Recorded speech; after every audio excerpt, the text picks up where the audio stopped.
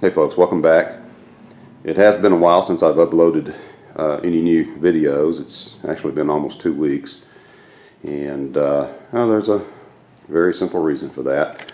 I've been a little bit under the weather here. Oh gosh, going on about 8-9 days now. I just haven't been able to get out here and work on the boat, and just waiting for this bug to get out of my system. I am slowly recovering. Praise the Lord for that. It's just taking time. I guess when you get a little bit older, it just takes a little longer to recover from these little bugs and everything that the grandkids bring home. And I think I picked this up from my grandson.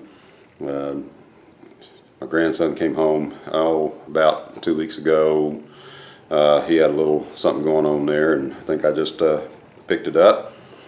But once I get to feeling better, hopefully by next week sometime, I'll get out here and start working on this boat again, because when we left off in the last video, I was getting ready to put the fiberglass over the plywood on the outer hull, and that's kind of where I left off. That's about 8, 9, 10 days ago. That's when I started getting sick. So in the meantime, I did sit down in front of the computer. I've been putting together like a video history of this boat build going back to August 2020, and that's what we'll follow next. For those of you who are new to the channel, I do apologize.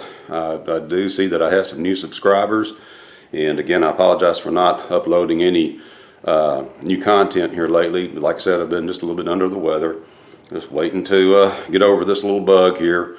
Like I said, thank my grandson for this. But, that's what happens. These little kids, they're germ factories. What my doctor said, anyways. That's what my doctor calls, little 3-year-olds. He said they're germ factories. But anyway, enjoy the video compilation here that I put together for you. And we'll see you soon as I resume work on the boat build. Thank you.